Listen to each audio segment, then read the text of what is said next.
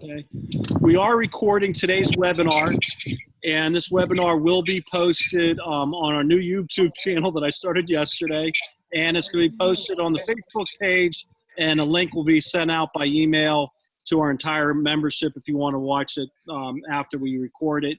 I do want to say it may take up to 24 hours for me to be able to do that. I have to try to make deals happen myself, so please be patient. And I apologize. I'm not the most tech-savvy person out there, so I know some of this could have more of a professional, polished look to it, but I think at this point, instead of me spending hours or the BBF spending hours trying to give it a polished look, it's more important we just get the information that's vital for all of us to know across to people as soon as possible. So today I am super excited. If you're looking at who we've got joining us today as panelists across the top, we've got some of the superstars from around Florida joining us today. We've got, I'm going to ask everybody to say hi. We've got Roberta Caputo from South Florida. Say hi, Roberta. Hi everyone. Welcome. Welcome, Roberta. We got Russel Cohen from South Florida. Can you say hi, Russell? Hey everyone. Good to have you. Excellent. And from the West Coast, we got Brian Stevens. Howdy. He's enjoying the beach there. Got my suntan lotion on. And we got DiNeno. Buongiorno. Say hi again, Chris. I want to make sure everybody can see your picture pop up. Buongiorno. Perfect. Perfect. And then from Central Florida, we got Tony Blair. How y'all doing? Thank you. And has Mike Shea joined us yet? No. No. Okay, we'll come back. And in North Florida, we got Patrick Lang. Good afternoon, everybody. Thank you for joining us today. Hey, Patrick. How you doing, buddy? Doing great. Good, good. And we got Terry Sherman. Hi, everyone. Thank you for having me.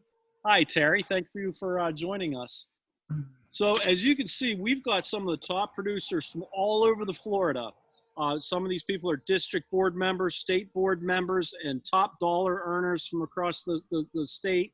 And so I thought it'd be great to get all these talented, wonderful people together in one webinar, and just kind of talk about what's happening right now in the marketplace. And I do want to open it up for questions and answers from our members as well. And for those members that have not been on one of our webinars before, you can do one of two things. There's a chat room in the bottom left-hand corner. If you go to the bottom part of your screen, you can hit chat, and you can type in a question.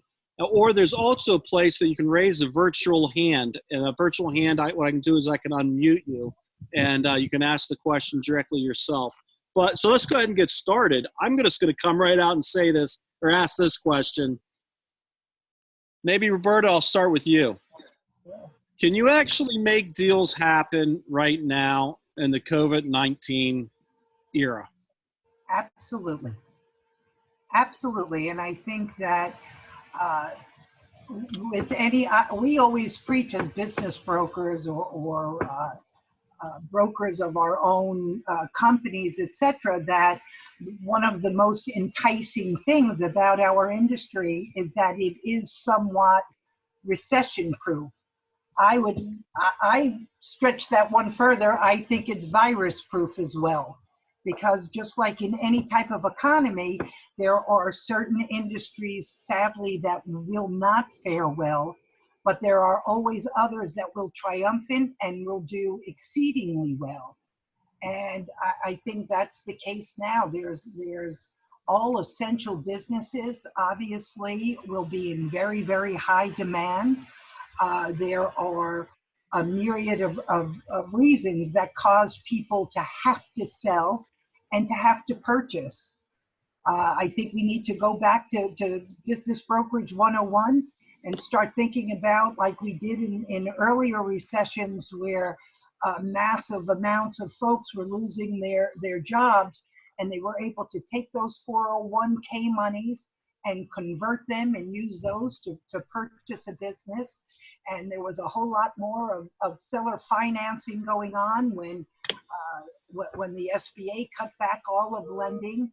So, we need to kind of guide the market now and teach our sellers and buyers how and what to purchase during these, very, very challenging times. But absolutely, businesses, we've already had several businesses since this started. I think Patrick Gagliardi had his largest closing a week ago Friday. Businesses will close, they're available, and we need to stay the course. Great. Thank you, Roberta. We got Michael Shea that just joined us. Mike, how you doing?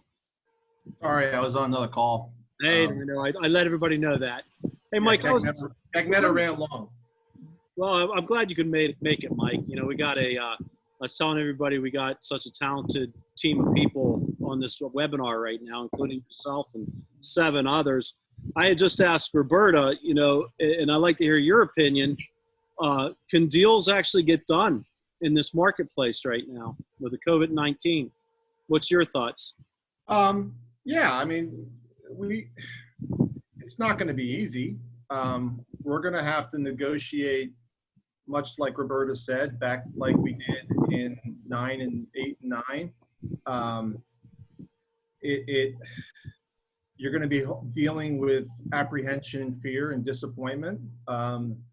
So we're going to have to do our jobs. We're going to have to be advisors. We're going to have to really ground out some realities on what is, something's going to sell for and what it's not going to sell for. And you're going to have to hold paper, and landlords are going to have to get real once again. But I think if anyone's under the expectation it is going to be like it's been for the last 2 or 3 years, nope. It's time to work. It's over. It's been kind of easy to do deals the last couple of years, and I think that party's over, and it's time to got to put a little bit more effort into it. Yeah, we're gonna look. You're gonna have to co-broker. The brokers have got to work together, and we've got to make sure that sellers are being educated on what the truth is. That's going to mean some tough conversations, and then from our own industry standpoint, we're going to have to go into survival mode and make sure we're getting our minimums up where they need to be, so that we're not working like slaves. Because we've got businesses to run too. So I think everybody who's here has been through this long enough. We know the good and the bad, and it's going to be tough, but we'll be through it. We'll get through it in a year or 2. Thanks, Mike. Hey, Russell. Have you changed your practice at all, Russell, and what you're doing? Well, I'm still advertising from the standpoint from the biz buy sell and all the websites, everything from the buyer standpoint. All the advertisings are up. They're going to stay there. Put a little more money into biz buy sell for specialty ads. But from a marketing standpoint for my sellers, they're going to keep the marketing going where a lot of people cut it down. And I'm going to invest in some telemarketing. Get a couple of lists, because we're going to have probably in May and June a little quiet time that I could probably go and start doing some telemarketing, if not hire a firm to do it for me. But that's probably one of the newest things I'm going to probably jump on in May and June. Are you going to be targeting new industries, Russell? Well, I mean, if you go to the essential list, those are the businesses that are probably doing really well. So if you can land an engagement in those categories, you probably got a very good company. We really got to think about if SBA is going to be around, the 7A loans are going to be around, then we still can sell some decent sized deals. If we lose SBA like we did back in 2009, we're going to be moving downstream to smaller deals, and seller financing is going to become the norm, and you're going to have to embrace that. But the whole future in the next year or 2 will dictate based on SBA if the 7A loans are going to continue to go through. Great. How do you feel about the 7A loans, Russell? I think the best way to get those loans through is to find an SBA broker, as all the banks are now so focused on PPP, they're not going to come off for air for 6 months. So I've been directing towards Diamond. I've been directing towards Jack Berger. They have, and Jack Berger is one of our lenders down here who's an SBA broker. They have lenders that are not part of the PPP. And so that's where you're going to need to direct your clients to the SBA brokers, not to directly to the banks. Yeah. Hey, Tony Blair, I know that you do a lot of SBA loans. How do you, what's your thought process on the SBA loans right now and in the future? I mean, we're still working with some banks to do 7A. We're still in a process. Most of those are essential businesses that are still getting done, and closings are still happening. So I think moving forward, if you can't find the opportunities in the essential businesses, it's going to get delayed and it's going to be pushed back maybe another year from now, looking at non-essential businesses that are out there right now. So just redirecting your focus on what type of businesses that you're looking at, what type of buyers you're looking at. But we're still getting them done. We're still communicating daily with some banks. Okay. I'm going to open up this question to pretty much anybody that wants to answer it. What are you telling sellers right now, and what are you telling buyers? Anybody want to answer that? Chris? Roberta? Chris? We haven't heard from you. I've been reaching out to my sellers daily, taking a couple of them and, just kind of talking, finding out what most of you probably know, I'm pretty much focused in food and beverage. So not a lot happening there right now. But the fact that a lot of the restaurants can do takeout and delivery, some of those aspects, how to do it properly. And the buyers, we're still getting buyers.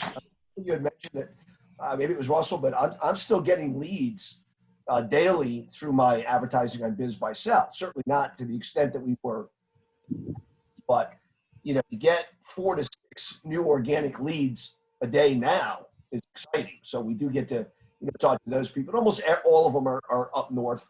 They're looking to come down when the dust settles, and obviously some of these listings won't still be around, but it's interesting to see what people are interested, in doing something.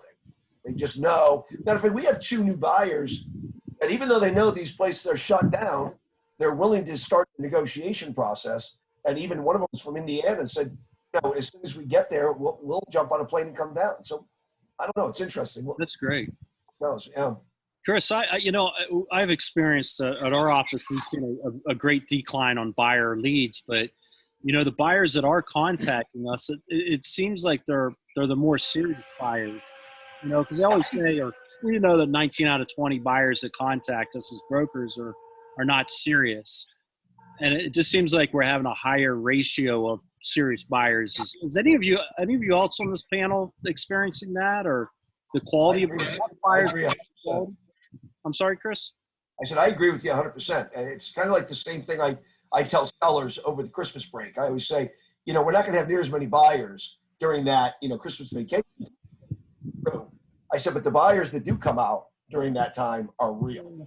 I've always found, so it's kind of the same thing right now. I've enjoyed talking to the prospects that are. Cool. Hey, Patrick. Yes, sir. What things are you right now? Are you doing anything to change your practice, or what adjustments are you making? I'm trying to market more. I think there's a lot of people sitting at home online, on LinkedIn, on Facebook, on these different things. So I'm trying to do that. I'm reaching out to my sellers, kind of keeping them off the cliff. Obviously, as you know, I try to sell 99% of what I sell is heating and air companies, and for most of them, they're still staying busy. People are at home. It's 90 degrees in most of Florida and Georgia and the Southeast where I serve. And so they're still making money. I've had them send me updated numbers to see where we are from a drop off. But, I've been promoting what a great time it is to buy. I think I've talked to several of my SBA lenders, and they're willing to still do 7A loans. And obviously with the rule about the 6 months of payments that the government's willing to make for those people on new acquisitions, I've reached back out to buyers who were kind of talking before everything started, and then rightfully so they wanted to see where we're going and where everything's going to end up. And I've reached back out to them to say, you've got a short window. I think now they've extended until the end of September, middle of September. that the government will make 6 months of payments for them. And so I'm saying if there's an opportunity to buy, you may never have this opportunity again in your lifetime. You know, for the government to step up and make some of your payments. So I'm stressing it. What a great buying opportunity it is, and doing that in my marketing as well. You know, I got to tell you, Patrick, I think that the PPP has had a lot of people talking about that program, but the 7A, I agree with you. That's huge. You know, the fact that the federal government's going to pay the principal and interest for 6 months, that's a game changer. And plus, aren't they paying the processing fees for a new loan as well? Which, you know, that could cost 40 grand, 80 grand. You know, so those are game changers. And I know, like, it's also an opportunity to reach out to business owners that you've sold businesses to in the past and let them know, hey, do you know that the federal government, I know you bought this business 3 years ago, but you know the federal government's going to pay 6 months of your principal and interest on your SBA loan if you apply. That's huge. And so it's not only good for them, but for a new buyer when you're talking to a new buyer about buying a business. You know, Tony, I think that's you've been pushing that hard, haven't you? Yeah, no, we've been reaching out to all of our buyers, and I work mainly with buyers, so I've got a huge database and a lot of contact with multiple buyers as well that are looking at this as more of an opportunity for them, and we're continuing to get those calls every day. Great. So Brian Stevens, are you doing anything right now differently in the marketplace? Yeah, I started off with, actually, I picked up an old Keller Williams book called Lift. And I sort of reinvented what I was doing. You know, one of the first things it said cut expenses. But one place I haven't cut is on advertising and marketing. And I've always been one of our 5, basic core values is education, always learn, always share. So I'm amazed how many conference calls and Zoom calls I've been on the last 3 weeks. But there's a lot of knowledge and a lot of great stuff. We were just on that same one with Andy Cagnetto earlier. And what I found is that there's just probably the biggest thing is both our clients, they've always known, or they've probably not realized, but they've always needed knowledge. And you know, we're finding ourselves as a resource for really helping them, understanding what value is, how the process works, what those reality factors are. Like it or not, a lot of them just have an imagination of what the business is worth, and then they can sell it in 45 days, and a buyer can come in with no money. And we're spending a lot of time really, really heartfeltly trying to help both buyers and sellers make good decisions. We're focusing a lot on education. I think it's great. That's what we're selling at the end of the day is our knowledge. Yeah. Larry, what are you doing right now? You know, how are you spending your days? So much like everyone said, I'm going to echo that. I feel like I've tried to take advantage of all the different webinars that have been put on, just to kind of keep in the loop of what's happening, particularly with the CARES Act, because it seems to be so dynamic and fluid and changing. So doing a lot of that, keeping in touch with buyers and sellers as well. Much like you were saying about the fact that we have this opportunity for new buyers that can qualify and can obtain the 7A loans to get the 6 months, pushing that, but really kind of pivoting more into being a resource and doing a lot more education, I guess you will. So with this downtime, being able to take the time to actually churn out blog posts on my website on things that I didn't have the time to do before, and then kind of transitioning those over into social media posts as well. So just a lot of marketing and more a resource now than anything. Mm-hmm. Terry, do you feel like the deals can happen over the next couple of months? I do. I just think that, you know, it will shift a bit in terms of the types of deals and maybe the structure of those deals. I actually have a call with a buyer and a seller tomorrow. I've been working with this buyer before all of this happened. And so in his case, a lot of the capital that he was originally looking to work with, they lost in the markets. But he's like, you know, I have a small reserve, so let's pivot and find a smaller business now that I can wrap my arms around, and one that maybe is more resistant to a downturn. So we're looking at a home healthcare agency tomorrow. So yes, I just think that, again, we just have to be more strategic in the types of deals that we're going after. And as I believe someone said earlier, the types of buyers that we're now working with, people that we know are serious, which I do think people in this market, if they're talking about buying, they are serious, yes. Naturally. But yes, you know, they're not scared, that's for sure. They're not. So I think the people that are more scared and tire kickers, they're too nervous to even be exploring in such volume as they were before. So I agree. They're probably more serious if they're looking now.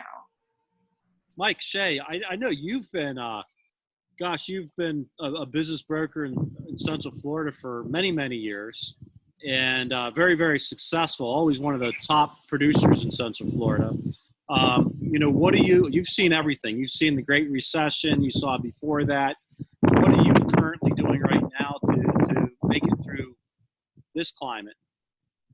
I think a lot. We gotta do something for our own mental health. There's always something to do. Like when we look at businesses, if you're a business broker and you haven't planned for a rainy day, you're going to have a little bit of a hard time. We run businesses, we have reserves, and we keep doing the blocking and tackling that we do every day. I've been doing blog posts, I've been doing YouTube videos, I've been on a call with our franchisees across the country, and we're teaching them some things. Doing a lot of education with buyers, some of the ones who had just got punched in the mouth and like laid off. And then, trying to point people towards, as Russell said, the essentials, the blocking and tackling businesses that are thriving, that thrived in the good times and the bad times, the lawn companies, the pool companies, the things that, get overlooked when things are good. I'm trying to point out to people, guess what, wealth and money wears working clothes, and right now when things are bad, wouldn't you rather have an income than sit behind a desk? So I think we're going to be spending a lot of time teaching buyers to see the truth and to suspend their perceptions. We're going to spend a lot of time educating them about how you can do this in a non-risky fashion. There's going to be a lot of bad information, just like in 2009, about what something's worth versus what it's not worth. We're just in the beginning of that process with people. So, I think whoever said we're in like a limbo phase where we're like, people are kind of punch drunk. Both buyers and sellers haven't realized what's happened. And, I expect probably in 2 weeks, the activity is going to dramatically jump. Because, the shoe's going to drop, they got their money, they're going to realize the lifeline's not there, and they're going to have to start making decisions. So I'm just trying to get in position to catch those people when it happens. And educate 3 kids at home and take care of old people at home. And I'm just like everybody else. I got 3 kids here, and I'm trying to teach classes, and had to do a gym class this morning with my 9-year-old. It's crazy. Thanks, Mike. Hey, Roberta, maybe we just go through the panel right now, and everybody can answer this question, and then we'll open it up to questions from the membership. But maybe we can ask everybody, like, what message do you want to get across to everybody that's listening right now? Because everybody's listening right now is obviously a business broker, and their concern is trying to make deals happen and make money or make a livelihood for their families. So if we can go through and everybody just give their recommendation of what you think they should be doing right now. We'll start with you, Roberta. Sure. I think it's very, very important that actually, Jim, you had said this to me, and it really resonated, that how long and how many folks have we talked to that say, well, listen, I'm just too busy. I don't have time to get that together for you. Well, now's the time. I mean, everyone should be going back to all of those sellers that they've worked with and were kind of being put on the fence. They might have a whole different point of view now. I think we may take for granted that all of the information that we're bombarded with because of our profession, that our buyers and sellers aren't privy to. So when we talk about education, I hope we're talking about educating our buyers and sellers and sharing this wealth of information that we have at our fingertips. I think it's going to go a very long way and outlast this whole pandemic, knowing that we became a resource during that.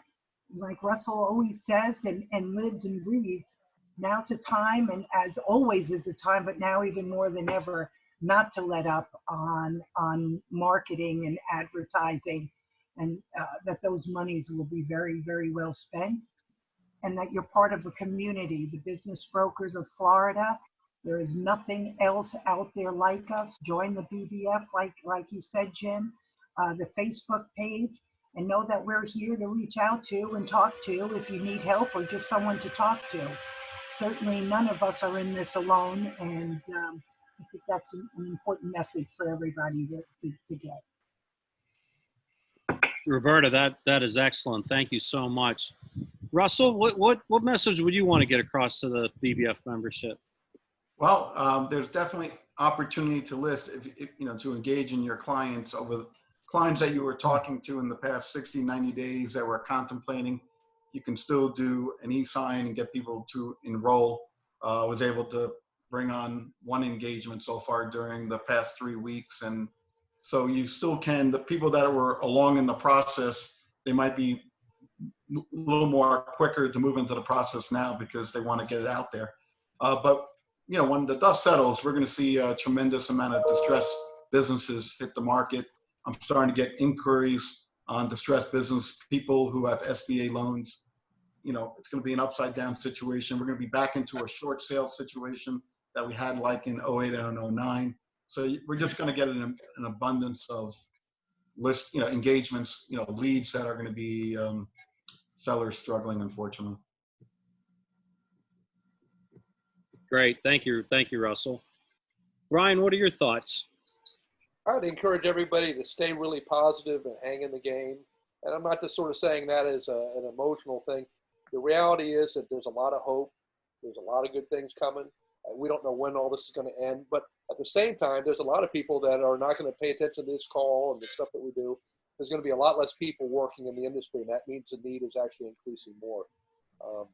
So I'd just be positive and go out there and just work maybe a little harder than you've ever had before for a period of time, and reach out and realize that what you're doing for people is something that's really going to benefit them, for either the corporate refugee that's lost his or her job and needs something they can build, or the person that's just done with working for their business and ready to get out or badly needs to get out. So be encouraged, be positive, and work hard. Great. Thank you, Brian. Chris, what are your thoughts? What do you want to get across to brokers right now?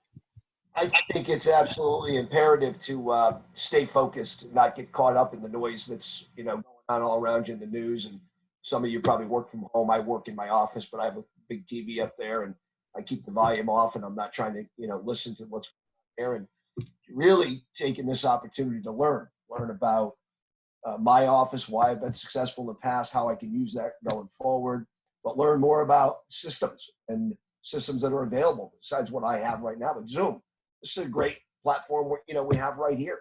There was a question I threw out to you today about, how to do orientations. This is great. Well, this is the way I can communicate with my people now. I don't have to, it's easy for me to explain rather than have somebody come to my office and say, let's do a Zoom meeting where I can present some of the financials. We can go over the recasting, things like that. We don't have to get face to face, which is great because a lot of my buyers are out of state. A lot of them are up in the Rust Belt. So now, having used this, which I never did Zoom, I did Zoom occasionally, but now it's becoming, a lifeline. You got to be able to use this tool, and that's great. So we're learning by it. And I just think everybody needs to really just stay focused on that learning. Let's learn how to be better by looking at our past, knowing where we're at today, and making it work for us in the future. That's excellent, Chris. Thank you so much, buddy.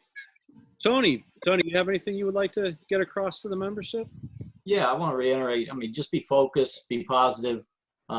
Just kind of look outside the box. There's going to be an enormous amount of opportunities that are going to be coming up. Revisiting relationships with landlord tenants and banks that have portfolios with SBA and just other small business loans. Reaching out to them because there's going to be a lot of opportunities coming down the pipeline here soon. Great. Thank you, Tony. Mike Shea, some words of wisdom to make these BBF members be successful. He's on mute. Mike? He's on mute. Hey, sorry. Co-broker, work together. don't be pig-headed and greedy, because it won't work long term, and this is going to be a long stretch. Be patient with each other.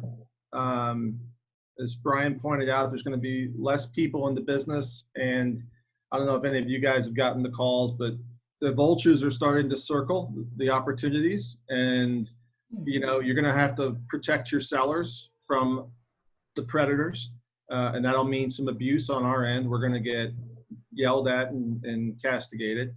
Run your business, meaning make sure you got your minimums in place, watch your paperwork, don't get cheated out at the closing table.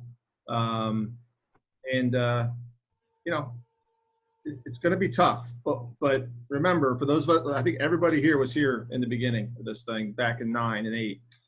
On the back side of it, there's a big wave.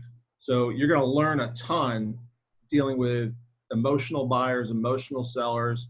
Guess what? We get to bend landlords for a while. It's going to be a good thing. Negotiate. I like that. Negotiate some great leases for your sellers or your buyers. They're going to love you for the next 10 years, because those landlords are going to be, earn your bones now, because they're going to love you in 10 years when the second sale comes. God willing, we're all there. Excellent. Thank you, Mike. Patrick Lang, up in North Florida. How do you think BBF members can be successful right now? Well, I think echoing what everybody else said, staying focused, staying away from the news probably. I've been on a lot of these Skype and Zoom and every other call that's taking place, and obviously we're talking about how bad it is, but I think the reality is that there's a tremendous amount of opportunity out there, and we're not the ones who dictate the price, the market is.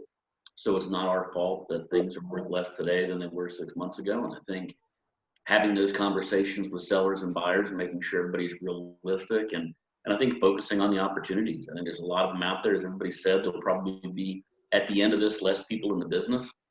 And so, keeping the marketing going, keeping the communication going, helping people, I think it'll pay huge dividends. And as it did in previous downturns, as people look back, the ones I think that will rise to the top are the ones that kept looking for those opportunities and helping people. And, as Mike just said, helping with leases, helping with all the things that we're in a position to help with, that I think there's opportunities there, and aligning ourselves with the right lenders that are in a position to help us out where we can get some lending done, and finding out who your real partners are. Obviously I was in the financial business before, and the term always was mistaking a bull market for brilliance. And I think that there's been a lot of people in this industry that have beat themselves in the chest to how great they were. And I think now's an opportunity to see how great they were.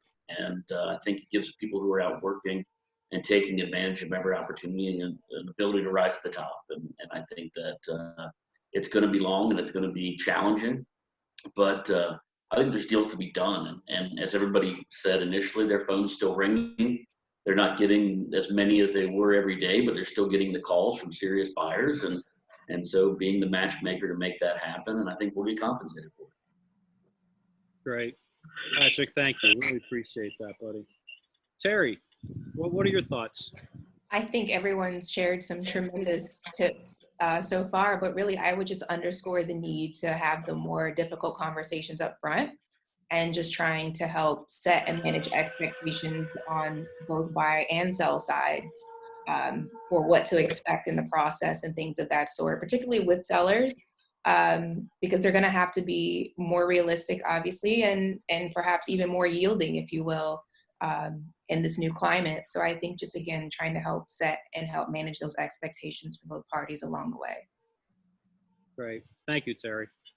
I want to throw in my 2 cents about this too. And, I guess this is what I've been trying to get across personally for the last couple of weeks to everybody is, not to give up. There are deals to be done and money to be made, and, adversity hits us, and, that's what defines you as an individual is, how you stand up to adversity.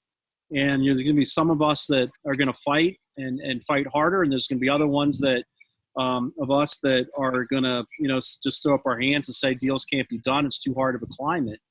And, what I find interesting here with these 8 people that we got on the webinar right now, these panelists, is that most of them kept speaking about opportunity, and they kept using that word opportunity. And you got to remember, these are some of the top producing agents in the state of Florida.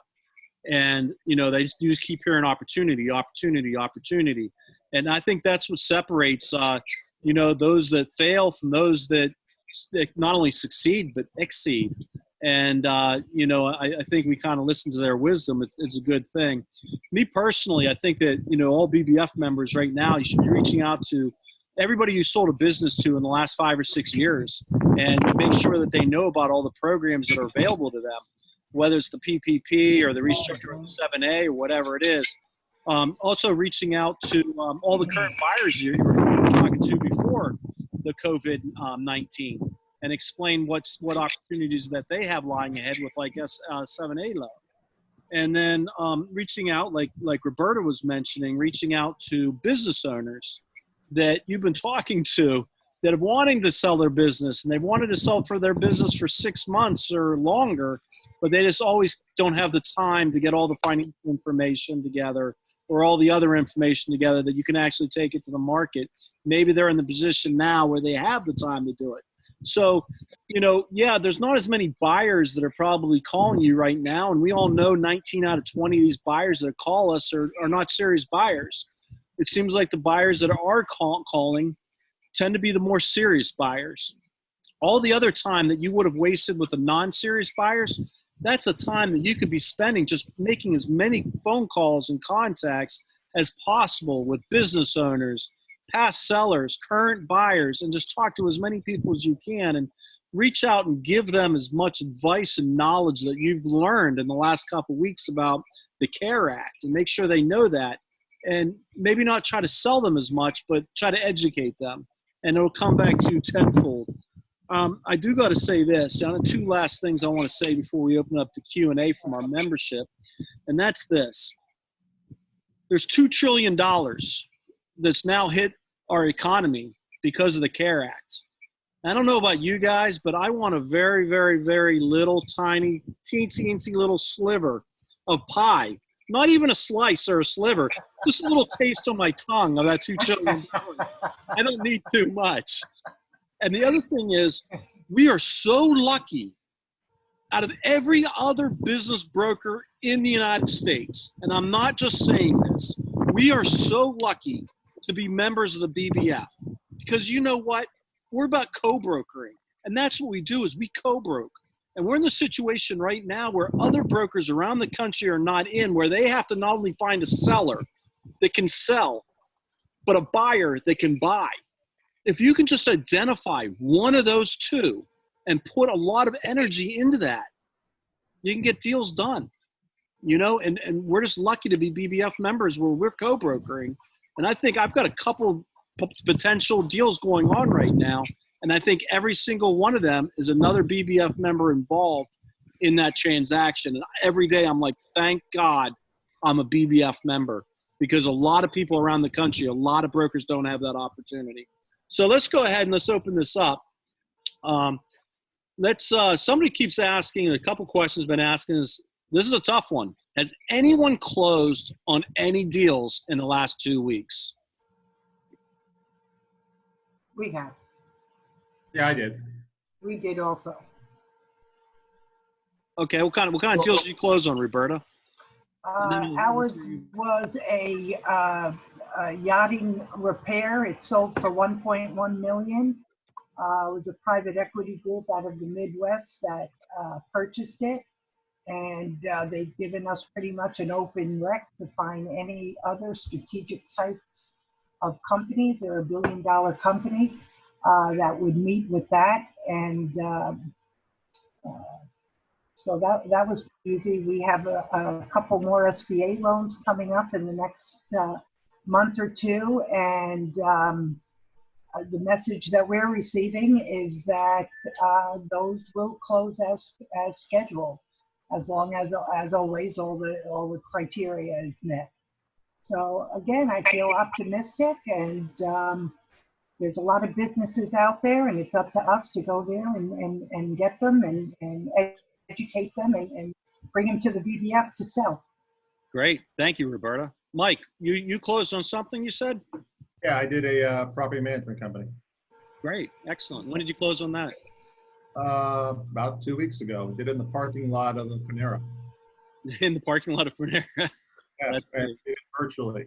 Yeah, we did a virtual closing because the lawyer couldn't get out, and Mhm. even inside the restaurant, it was in the parking lot out of the back of my Nissan.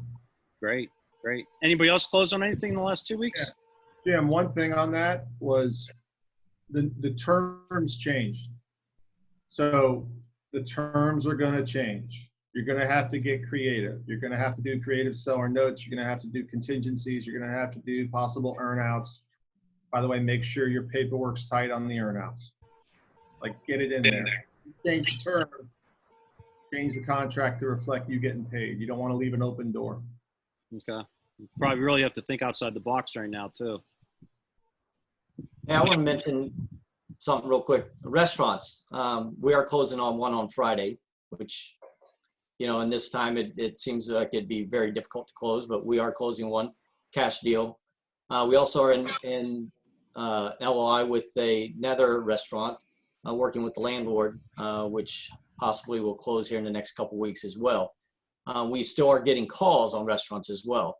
So, you know, it still can be done. And what are the buyers? And the buyers, and Tony, you know, just a disclaimer here, me and Tony, you know, we're partners in Boss Group, you know, but what is why are the buyers calling you? You know, like what's their attitude, the buyers that are calling on you on the restaurants?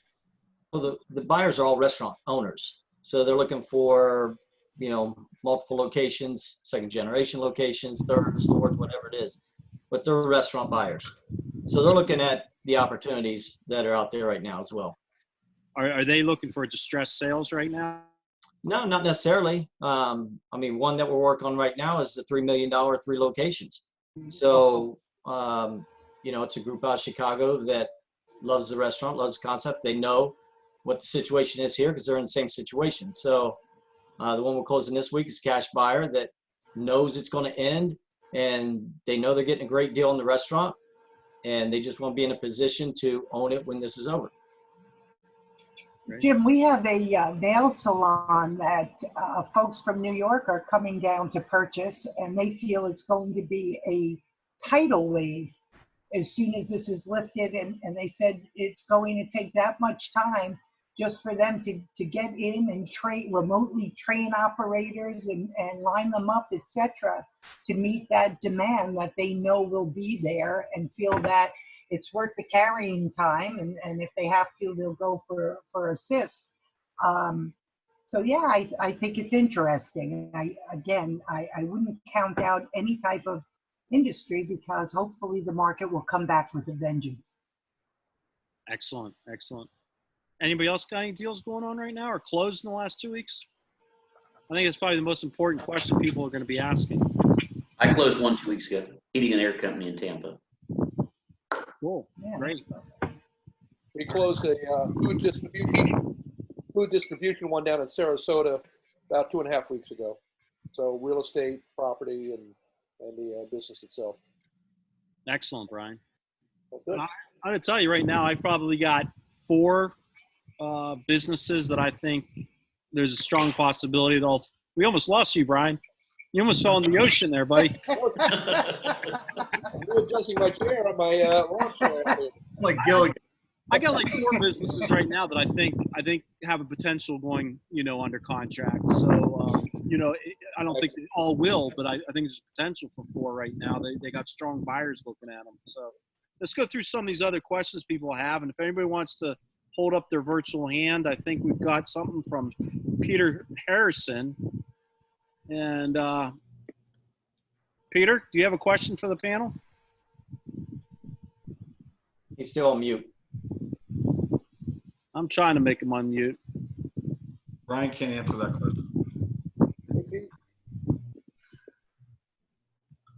Okay. Sorry, Peter. I don't seem to be working that. I'm not very tech savvy. Okay. Someone was asking about SBA. Is asking about SBA loans, and some banks are closed up right now because of PPP. I know Steve Mariani from Diamond Financial can make some deals happen. Has anybody else been working with SBA lenders? Yeah. you have, Roberta? We're working on a couple of the deals that ought to be closing, and so far there haven't been any changes to the protocols that were already set forth, and we hope that we'll have more information. Maybe we need to reconnect again in another month and see how everything unfolds. Yeah. So see what happens when they get into underwriting. Yeah, exactly. Right. Anybody else want to touch on the SBA? I mean, we're still using, going through the process with Lynn Singletary at Bank United. A couple of the deals are still moving forward through underwriting. About 3 or 4 of the other ones are just put on hold at this time because of the virus in the restaurants, so they're going to be put on hold. So, but the others are still moving forward. We're expecting a closing on May 11th on the restoration company. Great. You know, Jim, I think that we have to expect that lending is going to become very tight in the coming months and in the next year. And again, like Michael and everyone else was touting, we're going to have to get very creative with our deal structure. We're going to, again, and you can't reiterate it enough times, make sure that our paperwork is tight. And that we are getting paid on all the different types of transactions, that whether they're holdbacks or earnouts or however it's structured, that we receive our just compensation in those scenarios, and that we're thinking outside of the box with each new scenario that presents itself. I totally agree. I totally agree with you, Roberta and Mike. I agree with you guys. I think also we got to keep the eye on the SBA situation, because if they do move that guaranteed percentage from 75% to 90%, I think that'll be huge for the banks. That may encourage the banks to open up the lending a little bit more if they got such protection. So I think we got Peter Harrison. I think Peter, you can now ask your question. You there, Peter? Hello? Hi, Peter. Hey, sorry. I just want to say we were doing a deal a couple weeks ago, and it turned into a stock sale because he was able to use all those government benefits the new owner was. So it changed from an asset purchase to a stock sale. So you're going to see a bunch of those type of deals because they can get all that free money. Can you hear me? Yeah. Yes. Yeah.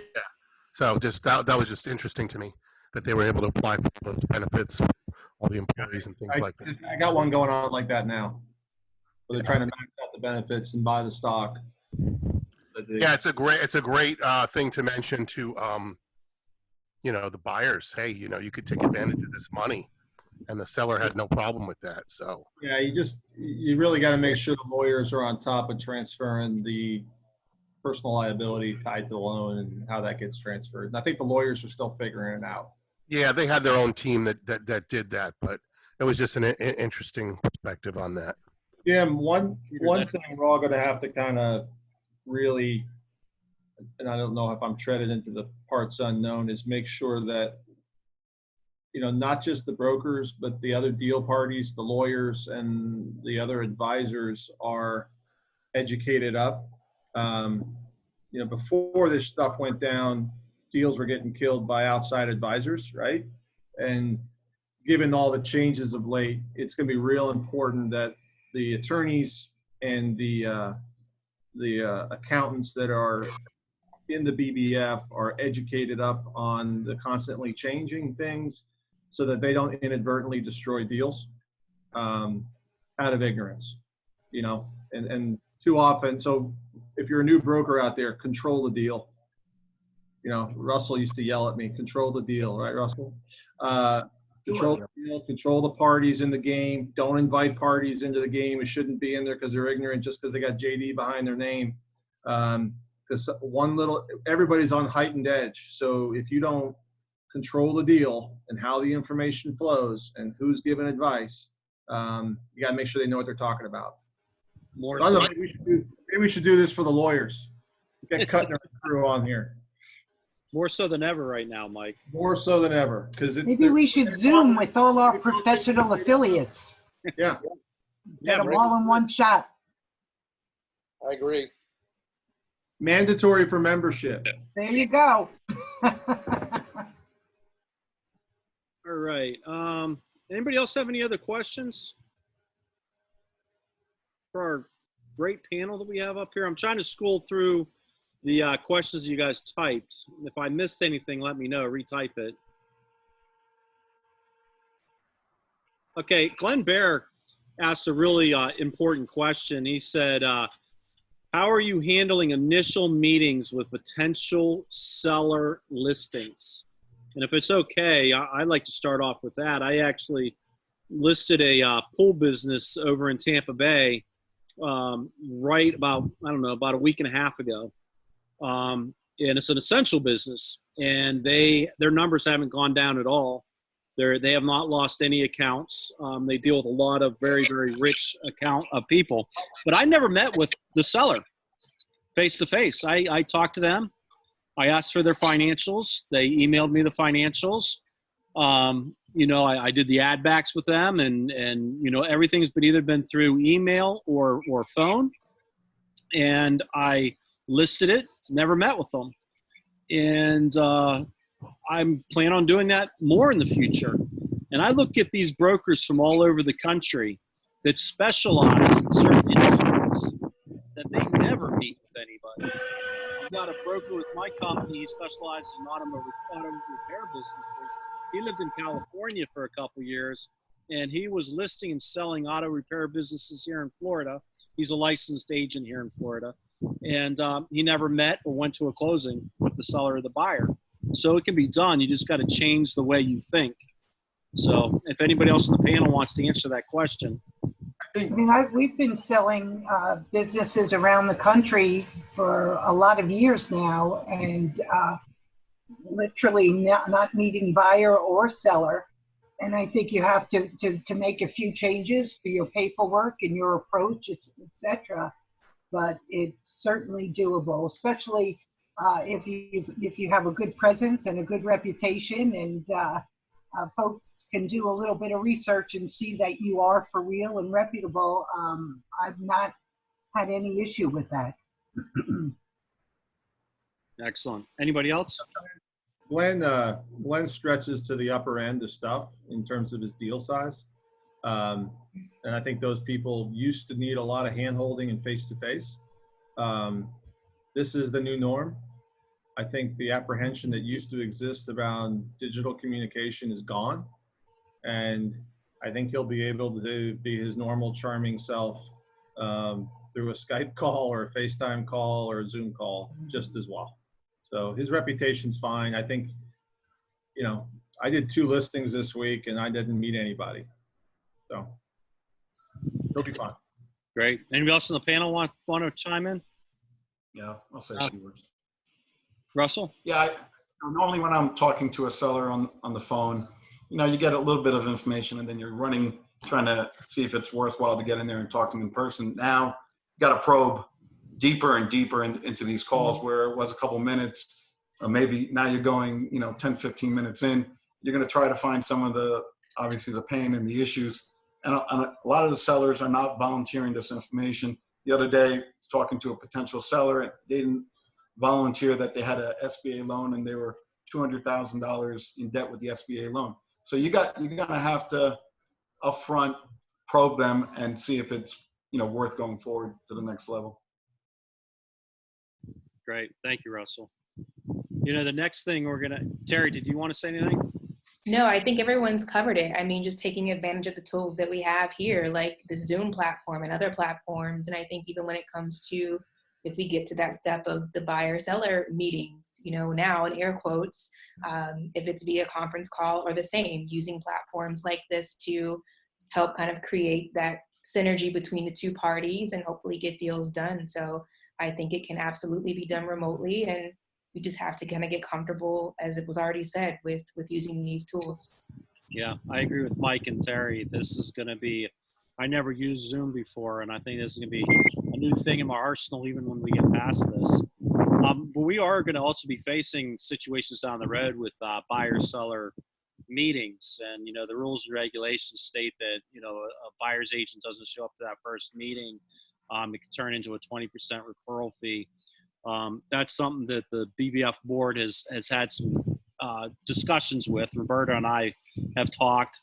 We're going to have to do something with that because we do have a lot of older members in the BBF that are the high risk categories that, Florida does open up in a couple of weeks, might not be wise for people in high risk categories to expose themselves to those situations. So that's something we're going to be looking into. Marketing techniques that you guys would recommend. Is there any marketing techniques right now you guys recommend? I think just, if I may say, just again, if you're in a position to be a resource, blog posts, I think it was Mike that was talking about the YouTube videos, things like that, the content that lives, if you will, for a long time because people are searching. So if they're searching keywords for, how do I sell a business? How do I buy a business? And thinking about keyword searches and creating content that will outlive this that we're in is great because you never know how people can find that and in their minds establish you as being the authority and being someone that they want to seek out. Thank you, Terry. Roberta, did you want to say something? I was just going to say that if we start utilizing like email campaigns, which we're up to like a 35% respond rate, which is pretty good, but utilize MailChimp or one of those that keep you in compliance and have all the opt-out and address it directly to the individual. I think that people should look into that and learn how to use them, that they'll become a terrific resource for them. That's the cheapest form of advertising, I think, is Constant Contact or MailChimp, for the amount of people you can reach. Frank Father was asking, how do you maintain your success fee at the listing process? Mike Shea, you want to answer that? Because I know you touched on that. Well, I'm going to tell you what Frank told me when he trained me 16 years ago. Have your paperwork tight and just say no. I mean, the reality is there's going to be less brokers and they really don't have a choice. I mean, where are they going to go? Now, we also are going to get a bunch of realtors flooding the market. So we really need to differentiate business broker. Realtors are going to kind of try and scrape together stuff. So we got to differentiate, but the internet's facilitated that. So if a seller's done any research at all, they're going to know the difference between a business broker and a real estate agent, unless they're completely ignorant. But just say no. I mean, it's like, no. Okay. Or go back at them and go, what part of my marketing or sales do you want me to not do? Do you want me to not do the email campaigns? Do you want me to not do my social media? Do you want me to only be on 2 websites? Which one? I mean, this isn't freaking, whatever that real estate agent was, pick your Baskin Robbins of business brokerage, right?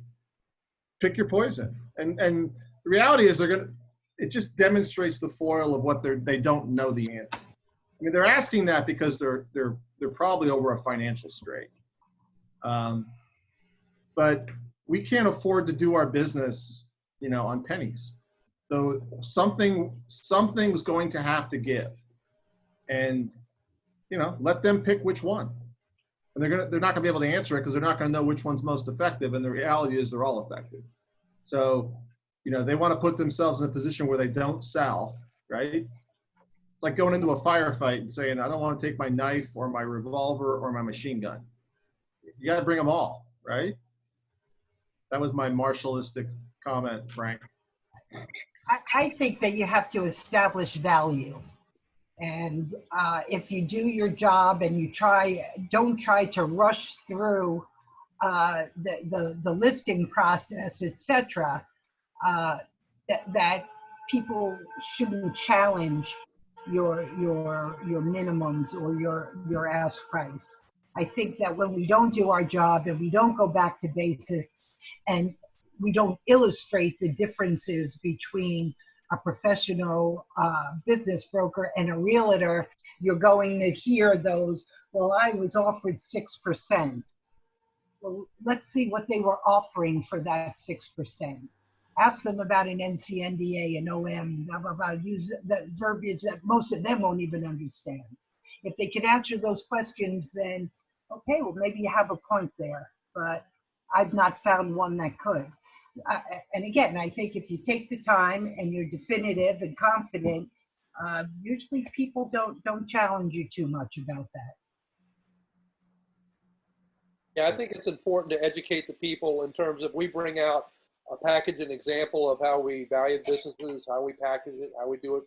And we put a whole package together, and quite often I bring it, and after I've gotten through talking to the people, they don't even ask to really look through it in detail, but they can see that there's this vast amount of information. We have, for a great business, we might have a 40-some page CIM or CBR and a 20-some page valuation, and they want that, and that's something that we offer that are trained by BBF and IBBA that the average real estate agent doesn't have. And then we also share, hey, you know, we've seen businesses that go on that are listed by real estate agents, and the element of confidentiality is quite often violated, and that's not what they need out there. So they're paying for good quality value, and I have a lot of people that really love the package that we put together, and I know all of you here that do the same sort of thing, and it makes a difference. I had a boss who said to me in my 20s, he said, Roberta, there's 3 components to any sale: price, quality, and service. If somebody wants price, they can choose 2 of the 3, but they can't have all 3 unless they're willing to pay for it. So give them the choice. Which one do they want to excuse? Price, the quality, or the service? You know, usually when people start to reflect a bit about it, they'll rethink any type of negotiating about something that's more than equitable. And I think what we all charge for what we do is certainly more than equitable. Jim and I have been talking about putting together a 1-page brochure for the BBF, showing the benefits of our organization so we can present to the sellers, because obviously it's phenomenal what we can do for the sellers through the BBF. They do not know that. So on Facebook, I put up a topic. I want all the BBF members to give your opinion. What are the benefits of at least one benefit, so we can turn it into a nice shiny brochure you can put in your seller's presentation and use the power of the BBF to combat the realtors and commercial realtors, or whoever you're competing against. But that is probably missing in everyone's presentation right now.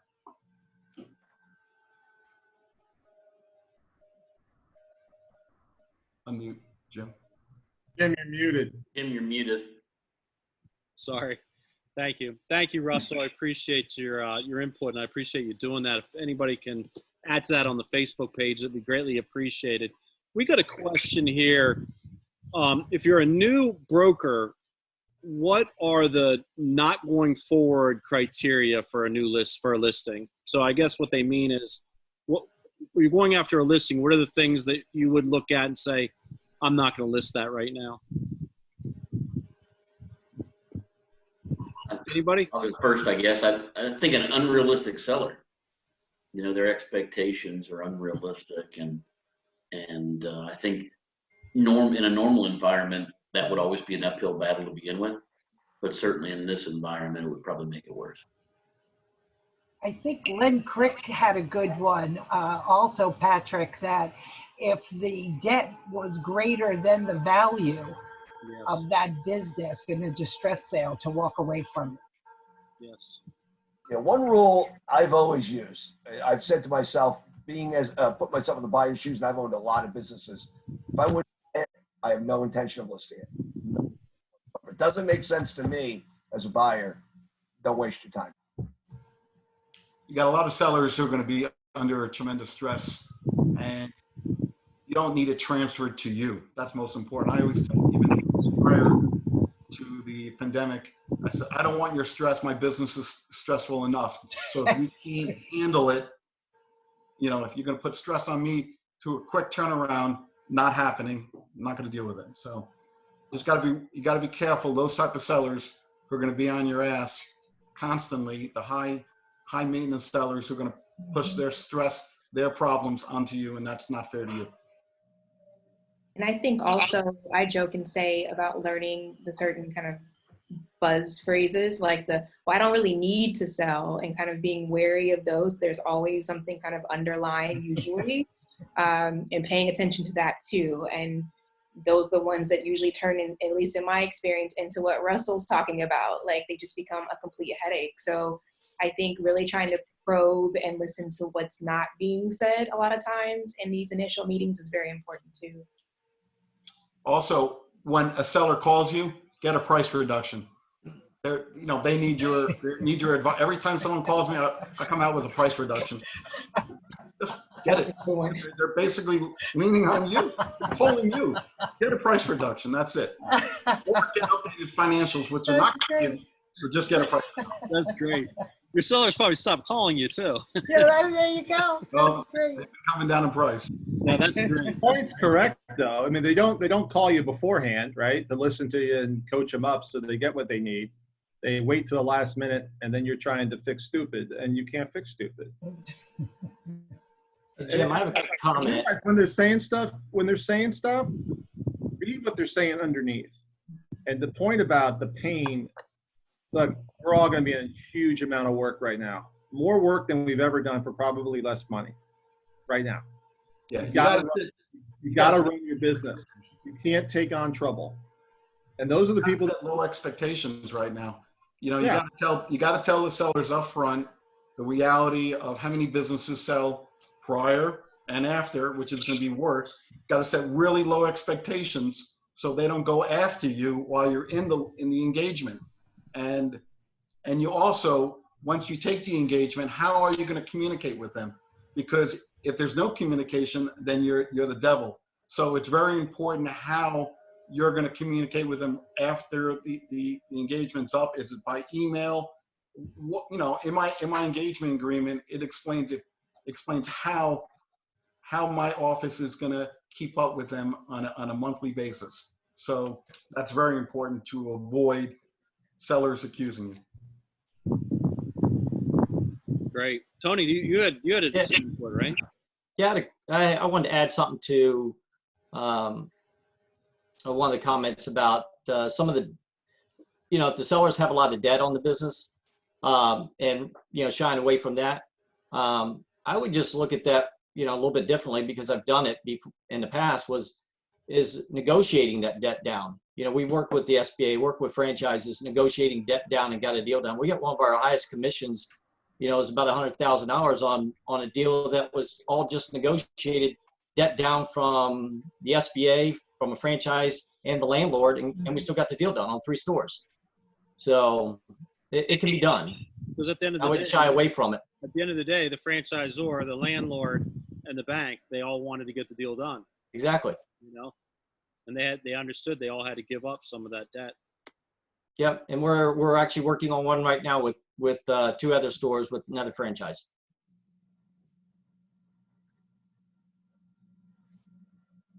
And anybody else?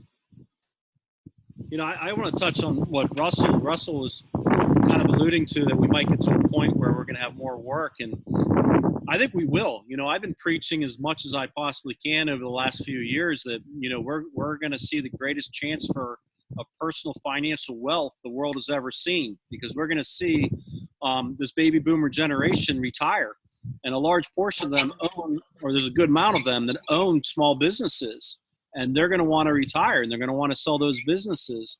I have seen over the last 3 or 4 years, I've talked to more people in their 60s that are looking to sell than I ever saw before.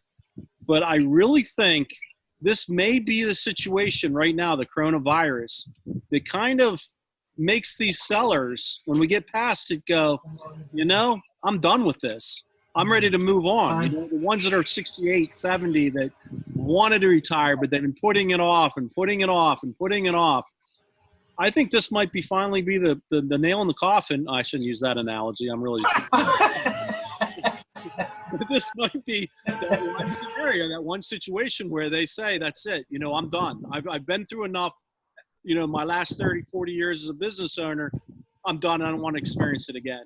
And I think we could be sitting in 6 months, a year from now, talking to a lot of business owners in their 60s and 70s, ready to give it in for sure this time. So, all right. Do we have any other questions? Any other advice or anything you guys want to leave, the panelists you guys want to leave with the membership? Play nice.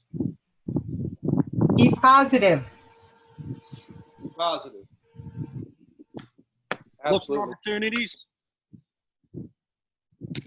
And taking advantage of all the resources that, you know, the BBF is putting on and a lot of the other organizations as well. Right. And I think be grateful to the leaders we have at BBF, people like Jim who have their own business to run, their own family to take Amen. care of, for setting these things up and educating everybody and helping everybody out. That we are fortunate to be part of such an organization and have Jim as the president and the other people around the state that are leading, doing such a great job to carry us through this. So thank you, Jim. Patrick, thank you. But that includes people like you and Roberta and DiNeno and, you know, Russell Cohen does a lot, Brian Stevens. I mean, we got a great district state board. So, you know, it's fantastic. You know, we all have a lot to offer people. The buyers themselves, I repeat it again, even the newest brokers, if you've gone through some training, just have an awful lot of what buyers and sellers need, you know. And I just be encouraged when they tell you what the price should be. You need to be telling them what the price needs to be and tell them how it works. They don't know, and you have so much knowledge, and we have a gift to give to people, and it's very valuable. So just be encouraged. Well, thank you guys. I really appreciate everybody. Roberta, Caputo, Russell Cohen, Brian Stevens, DiNeno, Mike Shea, Tony Blair, Patrick Lang, Terry Sherman. You guys were all fantastic. I really appreciate you guys taking time out of your day to talk to everybody on the webinar. And I hope the attendees, the people that were listening in today, got something out of it. And, you know, I think, is it okay to say that I think everybody on this panel would be okay to a phone call or an email if anybody listening Absolutely. has a question? Absolutely. Okay, great. Because, you know, I think that's what the BBF is all about, is supporting and helping each other as much as we possibly can. Well, we'll end there, and until next time, everybody, thank you so much. Thank you. Bye-bye now. Bye. All the way from the beaches here. Bye-bye. Bye-bye.